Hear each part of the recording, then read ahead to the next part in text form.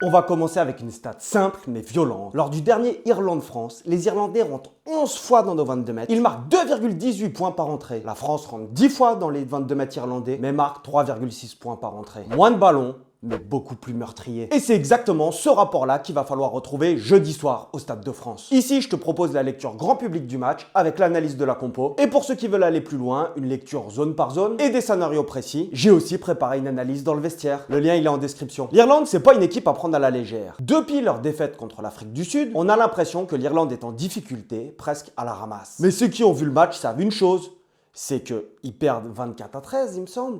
Mais en revanche, ils jouent à 12 pendant une grosse partie du match et ils encaissent des points dans un contexte que nous, on n'a pas connu contre l'Afrique du Sud. Ce n'est donc pas une équipe à sous-estimer. On le connaît, le système de jeu de l'Irlande, et si on doit comparer sur la saison, l'Irlande garde plus le ballon que nous, installe son jeu pendant plus longtemps et produit beaucoup plus de phases de jeu. Stat simple, si on prend les rucks sur 80 minutes, l'Irlande, c'est en moyenne 95 rucks par match quand nous, c'est 78. Je parle de rock offensif, bien sûr. L'Irlande veut le volume, nous, on accepte d'en avoir moins. Je vais remettre le contexte du dernier Irlande-France. Parce qu'il ressemble à un match très irlandais dans le contenu, mais très français dans le résultat. La possession, elle est à 58% pour l'Irlande, 42% pour la France. Les courses, 141 pour l'Irlande, 96 pour la France. Score, 42-27 pour la France. Paf! L'Irlande a plus le ballon, plus de courses, plus d'actions dans nos 22 mètres. Ils sont à 206 actions dans nos 22 mètres contre 91 pour la France. Mais chaque munition française, on est capable de l'exploiter. C'est notre grande force. Et ça, c'était la clé du match. C'est-à-dire qu'on a accepté qu'ils aient le volume de jeu. Par contre, on s'assure que chacune de nos possessions soit tranchante. Ça, c'est la clé du match. Et c'est à partir de là qu'on peut lire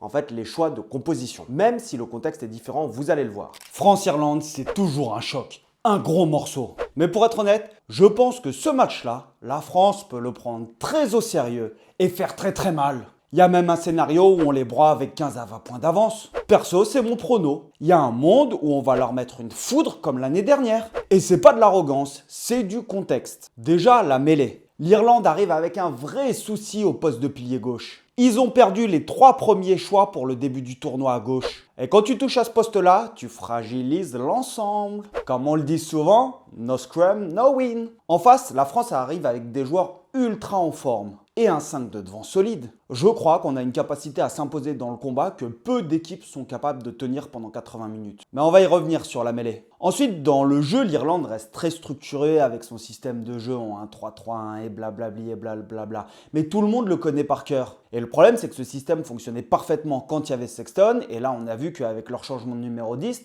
entre Prendergast et Crowley, on ne retrouve pas la même maîtrise. Ils n'ont pas la même capacité à sortir du cadre quand le match s'emballe. Et contre la France, si tu restes trop longtemps dans ton système et que nous, on arrive à s'imposer physiquement, bah tu finis par subir. Donc oui, l'Irlande reste dangereuse, mais elle fait nettement moins peur qu'avant. Et si la France gagne son bras de fer devant et qu'elle commence à imposer son rythme, le match peut très rapidement basculer. En plus, leur arrière Keenan est blessé. Enfin bref, moi je pense que ça peut être journée porte ouverte. Pour ceux et celles qui veulent s'intéresser à ce match de manière ludique, il y a une offre de bienvenue dans le lien en description. Jusqu'à 100 € de bonus en cas de premier pari perdant versé en bonus bet avec le code UPRUGBY100. Évidemment, les jeux d'argent sont interdits aux mineurs et il faut jouer de manière responsable. Faites pas les bolos, on joue pour s'amuser. Et on ne joue pas de l'argent dont on a besoin. Maintenant, on retourne au terrain et on déroule l'analyse de cette composition d'équipe. On commence avec les premières lignes et déjà une grosse pensée pour Winnie Atonio qui a eu un accident cardiaque et qui est obligé de mettre un terme à sa carrière. Notre nounours national, il va nous manquer, pas que sur le terrain,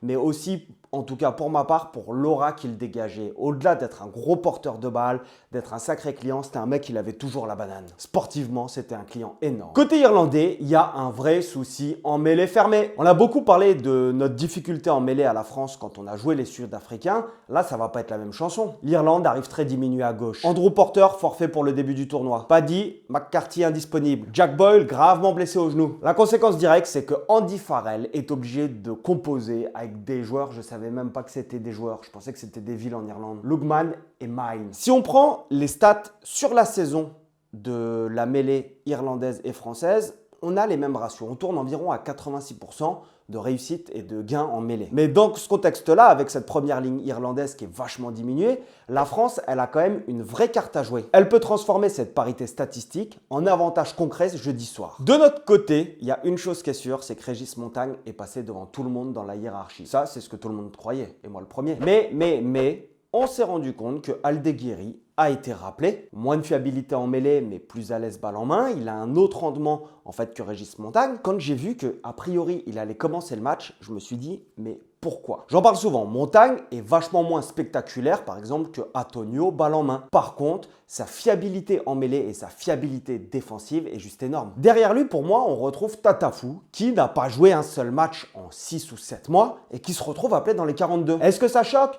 Oui, forcément un peu. Mais si on considère que le rugby international est un sport de combat qui est extrêmement exigeant, où les mecs, ils ont 11 matchs à disputer dans la saison, est-ce que ça choque vraiment qu'un joueur ultra dominant se focalise et soit disponible seulement pour jouer 10 ou 11 matchs dans la saison avec l'équipe de France? Parce qu'on fait souvent le rapprochement avec les Sud-Africains où on dit ils jouent pas en club et tout, ils sont frais pour leur équipe nationale. Mais imagine c'est le cas pour les piliers droits. Tatafou, il n'a pas joué avec Bayonne, mais si quand tu le mets en équipe de France, il casse les dents à tout le monde, est-ce que tu as envie de t'en priver? Entre un mec qui est intrinsèquement au-dessus des autres et qui ne subit pas le top 14 et un pilier qui est régulier en club, tu prends quoi si ton objectif c'est d'être champion du monde? Attention, évidemment, c'est pas juste pour les autres, c'est pas ce que je dis. Mais si tu réfléchis comme ça, si ta logique c'est ça, qu'est-ce que tu fais comme choix? Avec le contexte de la blessure d'Antonio, il a rappelé Georges-Henri Colombe. Laclaya, lui, il semble que son numéro de téléphone ait été écarté, à moins que ça soit un management à la Galtier où le mec, il prend un tir 1 an et demi avant la Coupe du Monde, il a goûté à l'équipe de France et maintenant en fait le staff lui envoie un message ultra violent mais très fort. T'es même pas dans le groupe, je préfère appeler des mecs qui n'ont pas joué, t'as intérêt à te mettre au boulot mon gars si tu veux retrouver le maillot. Et là, Laclaya, il va aller en salle de muscu et bam. Bon, revenons à Aldeguerri titulaire. Si Aldeguerri est titulaire, qu'est-ce que ça veut dire? Ça veut dire que tu acceptes d'être moins dominant en mêlée fermée face au 4e pilier gauche de l'équipe d'Irlande. En revanche, à la mi-temps ou à la 50e minute, quand tu vas faire rentrer Régis Montagne, qui est un client en mêlée, qui va se retrouver face au 5e choix de l'Irlande au poste de pilier gauche, ah bah la mêlée, tu peux la tordre. Et je pense que ça a été le dilemme de Fabien Galtier et de son staff. À gauche, la hiérarchie, elle est beaucoup plus claire. On retrouve JB Gros qui évidemment est passé devant tout le monde. Ensuite, il y avait Priso qui avait été appelé, t'as Netty qui a été appelé. Netty qui a quand même, je pense, une petite préférence par rapport à Priso qui retrouve le groupe France, puisque Netty joue à Toulouse et déjà ça on va pas se le nier, c'est un avantage, mais surtout il a joué pendant la tournée de novembre et il a été bon dans ce qu'il a proposé. Au talon, on a Julien Marchand qui a profité de l'absence et de la blessure de Movaca pour se refaire une belle santé et retrouver une place de titulaire parce qu'il avait perdu le maillot pendant la dernière Coupe du Monde. Marchand, c'est un profil très clair, c'est ultra propre en conquête, c'est une solidité défensive, c'est un rock et surtout il amène cette capacité à ralentir les ballons adverses et à venir contester les ballons. Et en fait, il a un leadership dans les zones de combat. Derrière lui, du coup, le choix se faisait entre Lamotte et Movaca. Movaca, on connaît tous son niveau, son expérience. On a vu qu'il revenait relativement en forme. Mais le choix de Lamotte, il est cohérent parce que premièrement, il le mérite sportivement. Deuxièmement, ça veut dire que tu accordes ta confiance à un 3e joueur au poste qui va engranger de l'expérience avant la Coupe du Monde. Parce que si sur la prochaine Coupe du Monde, t'en as un de tes 2 premiers qui se blesse, en fait, ça te permet d'avoir une rotation à 3. Et du coup, tu l'habitues à jouer ces matchs-là. Et au-delà de ça, Lamotte, même chose, il a pour moi cette faculté à venir contester des ballons, en fait, à emmerder tout le monde dans les rucks. Et quand tu connais le système de jeu de l'Irlande qui a besoin d'accélérer, qui a besoin de mettre de la vitesse, de multiplier les séquences, si tu as des mecs qui viennent foutre les paluches sur le ballon à chaque fois qu'il y a un ruck, tu les désorganises aussi, tu les ralentis, tu coupes les connexions, les timings. On part donc avec Gros, Julien Marchand, Aldeguerri. Et sur le banc, on a Netty, Movaca et Monsieur Régis Montagne. Avec cette configuration devant, même si tout le monde dit on est à poil au poste de pilier droit, c'est pas vrai, j'espère que Dorian Aldeguerri va nous faire mentir, l'Irlande risque de souffrir en mêlée. On peut donc supposer qu'ils vont chercher un maximum à éviter ces phases de jeu-là. Stratégiquement, qu'est-ce que ça veut dire? Ça veut dire qu'ils vont peut-être limiter les jeux au pied de pression en sortie de camp ou même dans le camp adverse et plutôt chercher à occuper. Et si on prend les mètres gagnés au pied sur 80 minutes, la France sur le dernier était à 529, tandis que l'Irlande est à 824. L'Irlande tape donc plus loin et ça va permettre à la France de profiter de ballons de contre-attaque. Et ça veut dire que sur les retours de jeu au pied, il faudra être intelligent. Et après, c'est aussi l'un des avantages qu'on a, c'est que Atisogbe, on va passer au 3e rideau, est un gros porteur. Il aime remonter ses ballons sur récupération de jeu au pied, sur ses retours de jeu au pied. Et on va en parler. Donc ça nous amène logiquement au 3e rideau et l'absence de Damien Penaud. On a vite compris que le maillot allait changer de main. Et sans grande surprise, Atisogbe était pressenti pour le récupérer. Après, quand tu vois le match de Aaron Grandidier hier, tu dis Ouais, pourquoi pas aussi. Alors oui, Théo n'a pas été ultra performant depuis son retour de blessure sur les terrains, mais il y a un point important à rappeler, c'est qu'il n'a jamais déçu en équipe de France. Et surtout, son profil colle très bien pour moi au contexte du match. Ce qui m'intéresse, c'est pas uniquement sa vitesse, sa capacité à finir. Premièrement, la faculté qu'il va avoir d'inverser la pression sur des retours de jeu au pied, soit en remontant le ballon à la main, soit en tapant au pied. Et deuxièmement, c'est sa capacité à jouer des duels aériens. Dans le contexte où l'Irlande, sur le papier, bien entendu, sont moins forte en mêlée, va probablement chercher à éviter les mêlées en te proposant un jeu ultra structuré. Est-ce que nous, la France, on va pas décider justement d'appuyer sur des jeux au pied de pression pour les forcer à jouer des duels aériens et mettre du chaos? C'est-à-dire que si on arrive à déclencher des jeux au pied de pression dans la boîte et des chandelles, ben, nous, on est à l'aise sur ces phases de chaos quand l'Irlande est à l'aise sur du jeu structuré. Si on est bon sur les jeux aériens, parce que à l'arrière, en face, il manque Hugo Kinan aussi, qui est un sacré duelliste dans les airs. Eh bien, mettons qu'il y ait 60-40 sur les jeux aériens ou même 50-50 pour la France, mais que sur 10 jeux au pied tapés, tes 3 fautes de main qui amènent 3 mêlées. Eh bien, sur les mêlées, si tu les broies en mêlée, c'est potentiellement des possessions que tu vas récupérer aussi avec des pénalités. En fait, réussir à mettre du chaos à la retombée des jeux aériens, c'est tout à l'avantage de la France. Les sortir de leur cadre par des ballons contestables, par des seconds ballons, du désordre, c'est une option qui est totalement viable. À l'arrière, sans réelle surprise, on retrouve donc du coup un triangle qui est capable d'amener, qui est extrêmement offensif, capable de jouer les retours de jeu au pied, d'avoir une longueur de jeu au pied intéressante puisque Louis Bielbiarré, Atisogbe et Ramos, les trois peuvent évoluer à l'arrière et qui vont être capables d'alterner entre occupation et contre-attaque. Et oui, du coup, tu l'as deviné, on a bien Ramos, Louis Bielbiarré, Atisogbe. Et on va passer là à la seconde, troisième ligne qui pour moi sont peut-être les postes qui sont stratégiquement les plus intéressants sur ce match. En partant du postulat que la mêlée va tenir, la vraie question se déplace ailleurs. L'équilibre en conquête, notamment en touche, et le niveau d'expérience. Sur ces postes-là, avoir face à l'Irlande des leaders qui ont l'habitude des joutes internationales et de la touche à ce niveau, c'est fondamental. Parce que si tu enlèves à l'Irlande des ballons sur leur propre mêlée et que tu les perturbes en touche, tu leur retires des rampes de lancement et des possessions installées. Lors de l'annonce des 42, avec la non-sélection d'Aldrit, tout le monde s'est posé la question, qui pour jouer en 8 ? Et tout le monde s'est dit, ok, Guillard, il a les faveurs et en fait, il est en pole position pour jouer sur ce poste-là. Très vite dans la semaine, on a compris que Guillard et Meafou, ils allaient être en concurrence sur le poste de numéro 5. Avec une préférence claire, Meafou en sortie de banc. Avec Meafou qui rentre, tu es capable, ça veut dire que tu acceptes de perdre en mobilité pour gagner de la puissance. De l'autre côté, au poste de 4, on avait Olivon qui avait commencé à redescendre dans la cage et il était en balance avec Oradou pour commencer le match. L'apport d'Oradou sur sa lecture en touche, sur son timing, ça peut être un atout juste énorme pour contrarier l'alignement irlandais. Voici une stat simple pour poser le contexte. En touche, la France et l'Irlande sont kiff-kiff. Ils sont à 92% de gain de ballon. Donc la différence se fera sur la perturbation, pas sur la propreté. Alors, si Oradou commençait le match, qu'est-ce que ça permettrait? Sur le papier, cette option, elle ouvrait deux leviers intéressants. Le premier levier, c'est le coaching. Avec Meafou qui entre où tu vas perdre, tu le sais, de la mobilité par rapport à Guillard, ça veut dire que le moment où tu coaches Oradou et que tu sors Oradou, tu vas compenser du coup la mobilité moindre de Oradou par une mobilité plus élevée de Olivon. Ça te ramènerait immédiatement de la mobilité, de l'expérience et évidemment un impact émotionnel vis-à-vis des autres joueurs. Quand tu as Olivon qui rentre, c'est le grand Charles. Sachant que si Oradou fait un match ultra complet en touche et qu'il défonce les Irlandais sur leur alignement, tu peux même faire rentrer Olivon en troisième ligne. Le deuxième levier, c'est le changement de statut de Oradou. Tu le fais sortir de ce rôle de simple remplaçant où, dès qu'il n'est pas en tournée d'été, en fait, il est remplaçant. Tu lui montres que tu comptes sur lui pour l'ouverture du tournoi, sur un grand match. Et s'il n'est pas performant en touche, bah tu le sors. Sur le papier, ce raisonnement, il se tient. Mais il y a un facteur non négligeable. Et pour moi, c'est le leadership. Charles Olivon a un impact énorme au sein du groupe. Il a déjà été capitaine de l'équipe de France. Il a quoi? Il a 8 ou 10 piges de carrière derrière lui avec l'équipe de France. Si tu alignes une seconde ligne Oradou-Guillard, c'est faire un choix clair. Plus de jeunesse, moins d'expérience. Maintenant, si Olivon commence et que Oradou est sur le banc, qu'est-ce que ça veut dire? Ça veut dire qu'à la 50e minute, quand tu fais rentrer ton banc avec Meafou et Oradou, tu vas perdre en mobilité en sortant Guillard et Olivon. Ça, c'est une certitude. Tu vas même sortir deux gros porteurs de ballon parce que Olivon est un gros porteur, Guillard est un gros porteur et tu fais plus rentrer un seul gros porteur avec Meafou. Ça veut dire aussi que sur ta troisième ligne, c'est plus cohérent de remplacer deux gros porteurs par un troisième gros porteur et en retirant encore un petit peu de mobilité. Si tu fais rentrer Nouchi à la place de Djegou, tu vas retirer encore de la mobilité mais tu rajoutes des gros porteurs. Mais regardons l'équation. Si l'Irlande est fatiguée en mêlée, que tu fais rentrer à droite Montagne et Meafou, face au 5e choix irlandais, tu es capable de les broyer sur la fin de match.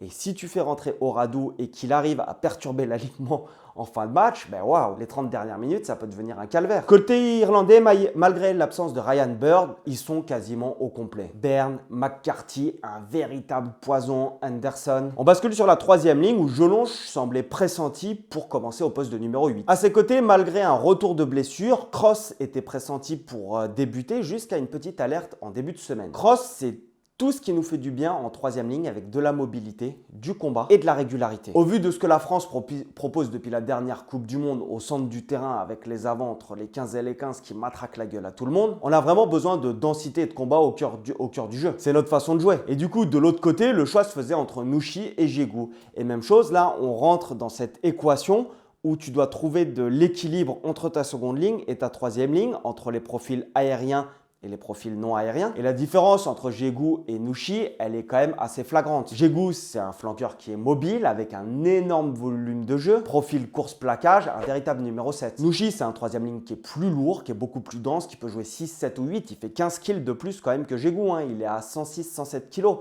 quand Djegou est à 90. Mais un profil avec un leadership extrêmement marqué. À Montpellier, c'est un des moteurs. Donc on passe aux théories d'association. Et j'ai tendance à avoir deux lectures possibles là-dessus. Avec une seconde ligne Oradou titulaire, moins expérimenté, j'aurais eu tendance à penser que Oradou étant moins porteur de balle, mais étant plus fort en touche, et que j'aurais pris un profil plus dense comme Nushi, qui t'amène plus de densité, plus de leadership. Et du coup, en sortie de banc, Djegou et Olivon, ils t'auraient amené de la mobilité, du dynamisme et un changement de rythme qui est net. La deuxième théorie, c'est de se dire, ok, avec un profil comme Oradou qui est aussi moins mobile, tu l'associes à un profil comme Djegou qui est plus coureur et surtout deux profils qui sont plus aériens et à l'aise en touche en te disant tu les défonces en touche. Mais ça dépendait évidemment de l'état de forme de Cross puisque tu partais du postulat que Cross était titulaire. Quand Cross a l'alerte, ça rebat toutes les cartes pour moi que ça soit en seconde ligne et en 3e ligne pour avoir cette complémentarité. Mais au vu de ce qui se profile, tu te dis quand même que en gros tu vas tenir le match pendant 50 minutes et qu'au bout de 50 minutes, ton but c'est de les broyer en conquête, que ça soit en touche et en mêlée. Et donc pour ça, Fabien Galtier a choisi de faire commencer Olivon et Guillard avec Djegou, Jelonch et Cross. Sur le banc, on retrouve donc Meafou et Oradou avec Nushi. À la charnière, la France aligne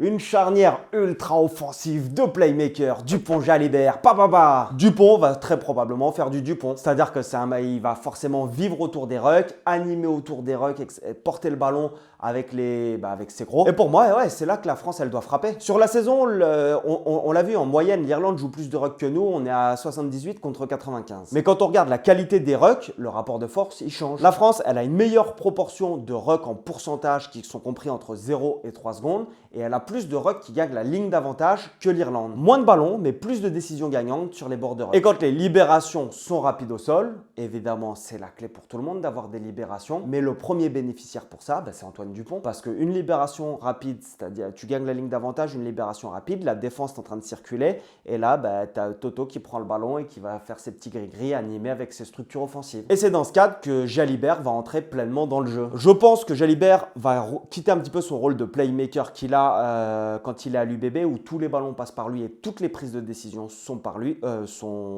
se font autour de lui pour rentrer dans un rôle pas de gestionnaire mais un rôle plus hybride que Ntamak incarne très bien et que lui commence à maîtriser puisqu'il commence à être très fort sur tous les secteurs. Il a progressé en défense, il a progressé sur l'occupation et la gestion des matchs et donc il va sélectionner les ballons qu'il joue et la manière dont il va les jouer. Il prend quand même notamment un petit coup de pression avec Ntamak qui a priori pourrait rejoindre le groupe des 42 juste après France-Irlande pour préparer le match contre le Pays de Galles. Et donc tout le monde dit ouais, il n'a pas le droit de se chier dessus Jalibert. Je suis pas d'accord en fait. Là, je vous le dis clairement, je suis pas d'accord. Parce que quand Ramos fait une mauvaise performance, personne ne le juge. Quand Jalibert fait une mauvaise performance, tout le monde le juge. Et là, ça va être très intéressant de voir le coaching de Galtier. Parce que là, je vois deux options. S'il se trouve en Irlande, Jalibert, est-ce que c'est grave? Non, tu as le droit de passer à côté d'un match. S'il réussit son match, tant mieux. Mais dans tous les cas, si Ntamak arrive et lui prend la place, qu'il ait fait un bon match ou pas un bon match, je pense que là, pour le coup, ça va être extrêmement dur à digérer humainement pour Jalibert, qui s'est donné les moyens de réussir et qui se fait piquer la place par un mec qui revient de blessure. Je suppose que Galtier ne fera pas ce choix-là. On verra. Je pense qu'il va peut-être profiter aussi de ce tournoi, de la même manière qu'il a mis un coup de presse à Jalibert, qui met des coups de presse à tout le monde, pour mettre un coup de presse à Ntamak en te disant hey, mon pote, en fait, t'es pas installé, ouais, t'es bon quand tu joues, mais t'as intérêt à être excellent. Pour Jalibert, je pense que c'est un vrai test, puisque a priori, on devrait avoir moins de ballons que l'Irlande. Chaque possession devra être plus tranchante et il va devoir s'adapter aux prises d'initiative de Dupont. Mais je pense que la complémentarité des deux, parce que c'est des joueurs qui adorent attaquer, elle peut être juste géniale et on l'a déjà vu. Et là, je passe un petit coup de gueule parce que j'ai vu passer un article, je ne sais plus qui disait « Je n'ai jamais vu Jalibert faire un match référence au niveau international ». Mais ma gueule, regarde France-Nouvelle-Zélande, l'ouverture de la Coupe du Monde. Regarde France-Afrique du Sud, le quart de finale, il est pas en dessous, Jalibert. Ouais, il fait 2 erreurs, son plaquage contre Etzebeth et son jeu au pied dévissé. Mais sinon, il a été juste monstrueux. On passe sur le centre du terrain avec Yoram Moefana. Oh pardon, j'ai oublié, il y a Baptiste Serin sur le banc. Malheureusement, quand je parle du 9 remplaçant derrière Dupont, tu peux te dire qu'il va peut-être rentrer que 5 minutes. On passe au centre où ceux qui semblaient avoir le maillot qui était promis, c'était Yoram Moefana et Nicolas Deportes. Les deux ont l'habitude de jouer en club ensemble avec des repères déjà bien installés. Donc la question était plus sur le banc et le type de profil que tu voulais emmener. Et donc je pense que là, la réflexion s'est posée entre Broboiry et Calvin Gourg. Les deux jouent centre, à l'inverse que Gourg et ce profil Super Sub 23. Broboiry, il t'offre une solution poste pour poste, au poste de numéro 12, où derrière Moefana peut basculer 13 ou à l'aile. Toujours Atis Ogbe qui peut basculer à l'arrière, Ramos qui peut basculer à l'ouverture. Donc dans tous les cas, tu n'es pas bloqué. La deuxième option, c'est Gourg qui t'offre justement ce profil Super Sub qui peut rentrer du 10 au 15 en gros. Avec beaucoup de duels au centre du terrain, un gros combat au sol et beaucoup de mouvements. Avoir un joueur qui est capable de s'adapter à différents scénarios et de rentrer sur différents postes, c'est un vrai levier. Puisque si tu as des joueurs qui sont très bons, mettons que par exemple Moefana, Deportes sont juste magiques au centre du terrain. Ramos est excellent à l'arrière. Jalibert se trouve totalement. Bon, qu'est-ce que tu fais? Tu bascules Ramos à l'ouverture, Atis Ogbe à l'arrière et tu bascules Moefana à l'aile pour faire rentrer Broboiry au centre. Ok, les mecs sont habitués à ce genre de coaching. C'est-à-dire que des joueurs qui sont bien dans leur match face à leur vis-à-vis, qui sont performants, tu vas modifier toute la structure de ta ligne de 3/4. Alors que si tu as un profil comme Gourg, bah, tu peux le faire rentrer au centre, à l'ouverture ou à l'arrière. Et donc si tu veux lui donner les clés du camion, tu le fais basculer à l'ouverture. Tu ne modifies pas ton centre du terrain, ni ton arrière, ni tes ailes. Fabien Galtier a donc décidé de partir avec Moefana et Deportes et sur le banc, Calvin Gourg. Si on résume tout ce qu'on vient de voir là, l'Irlande va avoir plus de ballons, va avoir plus de phases, va tenir sûrement plus de temps dans notre camp. Et la France va devoir accepter ça et transformer chaque possession en menace réelle. On l'a vu, devant, il va y avoir une mêlée irlandaise qui est diminuée. En touche, où la bataille va se jouer plus sur la perturbation que sur la propreté. À la charnière, où tout va passer par la vitesse de libération au sol et des animations qu'on va mettre au bord des rucks. Et si on arrive à avoir moins de ballons, mais être plus tranchant, bah, je pense que l'Irlande, il y a vraiment un monde où ils n'existent pas. D'ailleurs, oublie pas, si tu veux faire marcher la collab et soutenir la chaîne, c'est avec plaisir. Il y a le lien de Unibet en commentaire. Et puis, on se retrouve dans le débrief pour la suite, pour une analyse plus poussée, mais vraiment statistique zone par zone, ou pour le débrief. Topette l'ami!